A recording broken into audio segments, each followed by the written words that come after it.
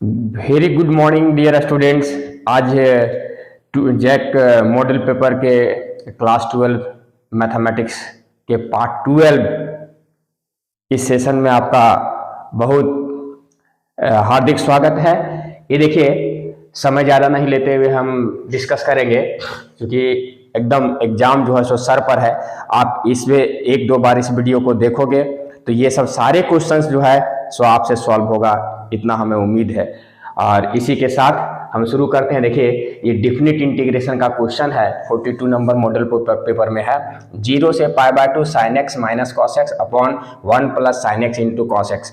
दोस्तों, ये थ्योरी में हमने पढ़ा है। हम टाइम बचाने के लिए यहाँ पर इस फॉर्मूला को लिख के रखे हैं, डिफिनिट इंटीग्रेशन का प्रॉपर्टीज को लिख के रखे हैं।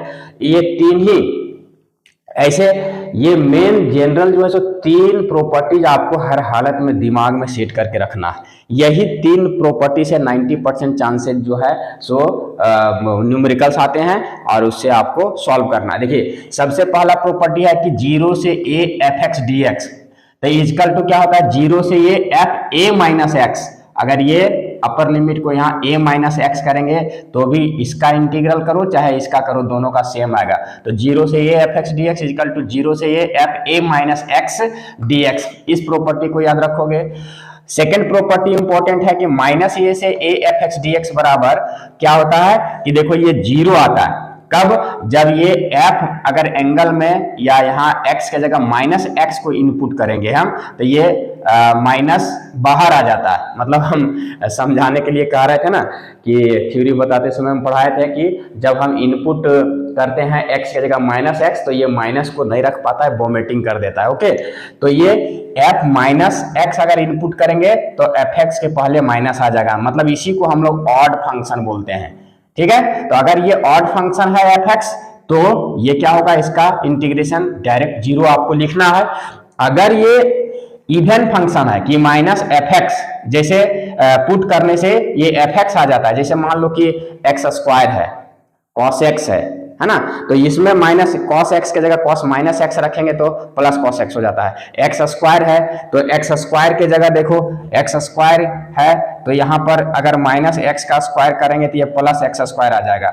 ओके दोस्तों, तो ये सब कैसा फंक्शन है, ये इवन फंक्शन है। कॉस माइनस एक्स अगर पुट करेंगे तो प्लस कॉस एक्स आ जाएगा, ये इवन फंक्शन है। ओके, तो ये सब इवन फंक्शन होने के कारण अगर इसका इंटीग्रेशन हम करेंगे तो 2 इंटू 0 से ये एफ एक्स डी एक्स लेंगे, है ना। और बस में आ रही होगी कि अगर माइनस ए से ए लिमिट है तो अगर ये ऑड फंक्शन है, मतलब इनपुट माइनस एक्स करेंगे तो ये माइनस बाहर आ रहा है, वही फंक्शन मिल रहा है, तो इसका इंटीग्रेशन 0 होगा। अगर f माइनस एक्स पुट करने से, देखिए यहाँ पर एक्स स्क्वायर के जगह हम माइनस पुट किए हैं, कॉस के जगह माइनस पुट किए हैं, तो ये प्लस हो जा रहा है ना। तो इस टाइप से अगर, तो ये क्या होगा, कॉस अगर माइनस पुट करेंगे x के जगह तो प्लस में आ जाएगा, मतलब उसके वैल्यू में कोई चेंजिंग नहीं आएगा, वो एफ एक्स ही रहेगा, तो वो इवन फंक्शन कहलाएगा। तो उसका इंटीग्रेशन इस रूप में तोड़ेंगे इसका कि 2 लिखेंगे, फिर ये लिमिट यहाँ माइनस ए को हटा देंगे, 0 से a ले जाएंगे और एफ एक्स डी एक्स, अब इसका इंटीग्रल कर देंगे, वही आंसर आएगा। तीसरा प्रॉपर्टी है कि 0 से 2a रहेगा आपको, तो f x d x is equal to, हम फिर उसी तरह से अगर ये ऑड फंक्शन है, मतलब f माइनस एक्स बराबर माइनस एफ एक्स अगर आएगा तो इसका इंटीग्रेशन डायरेक्ट 0 लिखेंगे। अगर f माइनस एक्स के जगह पुट करने से, x के जगह माइनस एक्स पुट करने से एफ एक्स ही आता है, तो इसका इंटीग्रेशन 2 इंटू 0 से ये एफ एक्स डी एक्स के रूप में हम क्या करेंगे, इसको लिखेंगे दोस्तों। ओके, ठीक है। तो अब देखिए यहां से ये आपका न्यूमेरिकल्स है, यहां से देखिए ध्यान देंगे आप, यही आई है। यहां पर देखिए क्या है कि एफ एक्स के जगह ये दिया हुआ है मेरा, तो अभी ये प्रॉपर्टी जो है सो हम लगाएंगे। यहां देखिए आई बराबर क्या आ जाएगा, 0 से π/2, यहां ए के जगह है तो यहां पर देखिए साइन π/2 माइनस एक्स लिखेंगे और यहां माइनस कॉस π/2 माइनस एक्स लिखेंगे। ओके, बात में आ रही होगी, बटा यहां देखो 1 प्लस साइन π/2 माइनस एक्स और इंटू कॉस π/2 माइनस एक्स, यहां डी एक्स। कौन सा प्रॉपर्टी यूज कर रहे हैं दोस्तों? ये प्रॉपर्टी नंबर 1 यहाँ यूज हो रहा है। ठीक है, अब देखिए ये 0 से π/2 जब हम लेंगे इसको, तो साइन 90 माइनस थीटा क्या होता है? कॉस थीटा ही होगा, minus cos 90 minus theta sine theta होगा, मतलब x होगा, अपॉन 1 प्लस ये भी आ जाएगा मेरा cos x, और इंटू ये cos 90 माइनस थीटा क्या आ जाएगा? साइन x, और यहाँ dx। अब देखिए इसको जो है सो हम इक्वेशन 1 मान लेते हैं और इसको इक्वेशन 2 मान लेते हैं, है ना? या ऐसे ही बनेगा, एडिंग 1 एंड 2। हम अगर ऐड करेंगे तो देखिए LHS में i है, यहाँ भी i है, तो ये 2i हो जाएगा दोस्तों। 2i इजकल टू देखिए लिमिट तो हमारा 0 से π/2 रहेगा। अब देखिए यहां से देखिए ये 1 plus sine x into cos x यहाँ भी है, 1 plus sine x into cos x यहाँ भी है, तो इसका एलसीएम कितना आ जाएगा? इसका एलसीएम आ जाएगा 1 plus sine x into cos x. Okay, अब देखिए ये जो है ऊपर जो है इससे हम इसको डिवाइड करेंगे तो 1 ही आएगा, ऊपर न्यूमरेटर से मल्टीप्लाई करेंगे तो इसका आएगा sine x minus cos x. ठीक है, प्लस ये सेकेंड वाला इक्वेशन में अगर ये डिनोमिनेटर से इसको डिवाइड करेंगे तो 1 आएगा, 1 को ये न्यूमरेटर से मल्टीप्लाई करेंगे तो यहाँ आ जाएगा cos x minus sine x, ये dx। Okay, so this is equal to, यहाँ से देखिए 0 से π/2 अगर हम लेते हैं तो ये देखिए यहाँ प्लस साइन एक्स और माइनस साइन एक्स, और ये माइनस कॉस एक्स और प्लस कॉस एक्स यहाँ कट जाएगा, और 0 बटा कुछ भी होगा यहाँ 1 plus sine x into cos x dx। तो यहाँ जहाँ ऊपर 0 आ गया इसका मतलब इसका इंटीग्रेशन क्या आ जाएगा? 0 आ जाएगा। ओके, तो ये आप इतना दूर तक आंसर ये देखिए कितना ढंग का निकला, और ये साफ सुथरा ऐसे बनेगा, आपको जितना भी मार्क्स होगा फुल मार्क्स इसमें मिलेगा। ओके, ये अच्छे से कर लेना, ये तीनों प्रॉपर्टी दिमाग में लेके जाना अच्छे से, बाकी ये सब न्यूमेरिकल्स 1-2 बार प्रैक्टिस करोगे दिमाग में आएगा। ओके,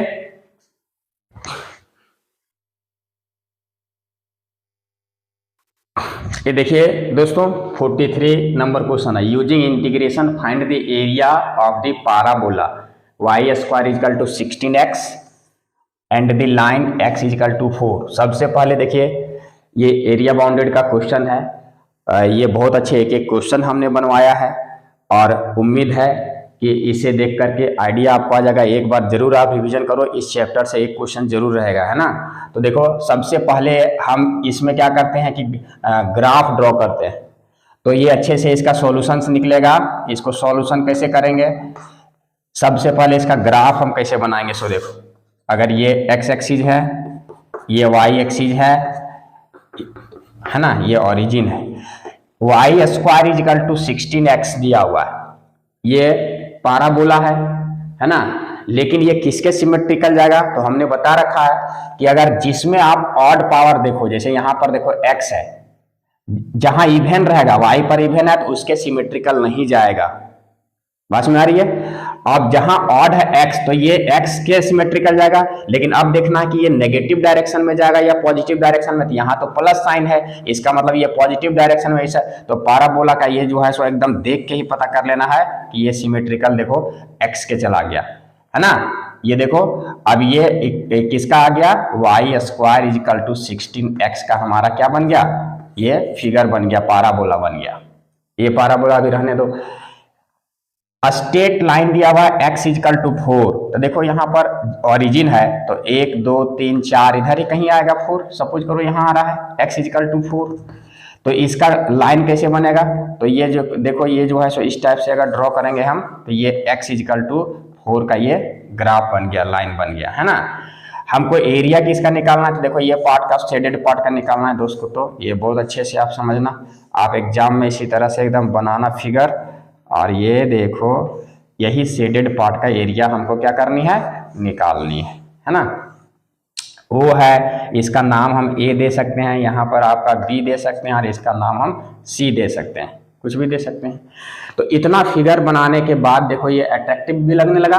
अब इसको एरिया निकालना है, तो एरिया देखो यहाँ पर अगर हम कोई स्ट्रिप लेते हैं इस टाइप से, है ना, ये इस टाइप का कोई हम स्ट्रिप लेते हैं, इसका चौड़ाई क्या है dx है, और ये y डायरेक्शन में जा रहा है तो इसका लंबाई y है। तो एरिया पहले हम निकालेंगे। So area of region OBCO, area of region OBCO, इसका एरिया कैसे निकालेंगे? तो इसको देंगे इंटीग्रेशन और dx और ये y। देखो इस स्ट्रिप का जो है सो एरिया क्या होगा, लेंथ इंटू ब्रेड्थ होता है।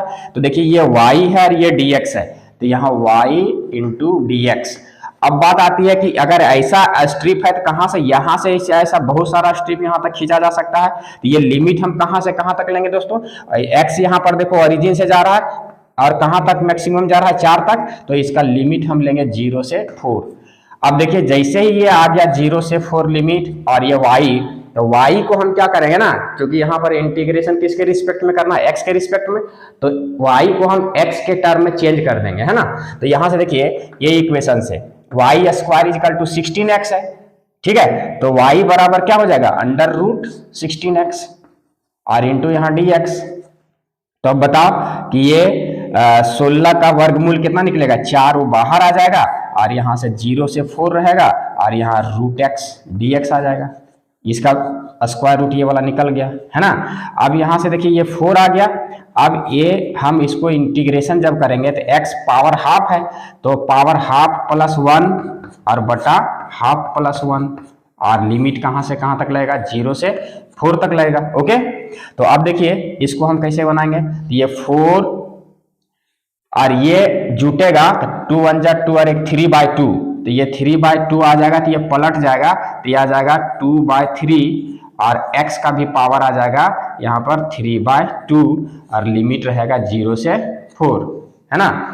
सो this is equal to 4 into 2/3, ये यहाँ रख लो और यहाँ से अपर लिमिट बैठाओ x के जगह, तो इसका पावर 4 का पावर 3/2 और माइनस लोअर लिमिट जब बैठाएंगे तो ये कितना आ जाएगा, 0 आ जाएगा, है ना।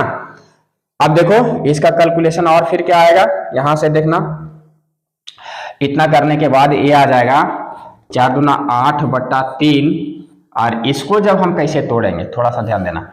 ये 4 है तो 4 को हम 2 का स्क्वायर लिख सकते हैं और ये ऊपर में पावर कितना है 3/2, तो ये 2 2 कटेगा तो ये 2 का पावर क्यू आ जाएगा। 2 का पावर क्यू आने का मतलब क्या हो गया, 8 आ गया, तो इसका वैल्यू जो है सो आ गया 8, है ना। इसका वैल्यू कितना आ गया दोस्तों, 8 आ गया, तो इसका मतलब ये टोटल आ गया 8 8 जा 64/3, है ना। अब देखिए ये हमारा किस क्षेत्र का निकला, सिर्फ ये वाला ऊपर वाला पार्ट का, लेकिन हमको नीचे वाला भी चाहिए। तो चूंकि ये सिमेट्रिकल है, पैराबोला जो क्या होता है सिमेट्रिकल होता है, तो जितना ऊपर है उतना ही नीचे है। सो हम लिख सकते हैं, इसलिए लिख सकते हैं कि दी एरिया ऑफ रीजन पूरा OABCO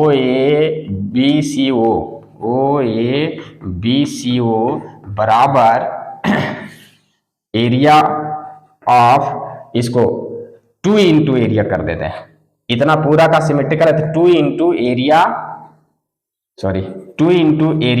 OBCO, ओके। तो 2 इंटू इसका एरिया देखिए तो कहां से कहां कितना आया है 64/3, तो इसको गुना करेंगे तो 8 और 2 6 जा 12 इतना बटा 3, और एरिया जब भी होता है यहाँ सेंटीमीटर मीटर कुछ नहीं दिया हुआ, तो इसको आप यूनिट देंगे स्क्वायर, क्योंकि एरिया हमेशा स्क्वायर में होता है और कुछ नहीं है इसका मतलब यूनिट। तो देखिए ये साफ सुथरा आंसर आया, और इसको इस टाइप से आप सॉल्व करोगे, कितना अच्छा साफ सुथरा आपको समझ में आ रहा होगा। एग्जाम में एकदम ऐसे ही साफ सुथरा जो है सो आपको सॉल्यूशन निकालना है एक एक्सीलेंट मार्क्स लाने के लिए, और एक अच्छे स्टूडेंट्स की जो पहचान होती है वो ऐसे ही दिखती है कॉपी में। हम लोग इवेल्युएट करते हैं तो उसमें दिखता है कि एक मतलब लिखावट ही और उसका साफ सुथरापन ही एक अच्छे स्टूडेंट्स की पहचान वहाँ दिला देती है। उससे हम एग्जामिनर्स जो होते हैं वो उनका दिमाग जो है उस कॉपी के प्रति पॉजिटिव हो जाता है। ओके दोस्तों, तो एकदम इसी तरह नीट एंड क्लीन आप बनाने का कोशिश करोगे। थोड़ा घर पर मैथमेटिक्स है तो प्रैक्टिस आपको करना होगा। ओके,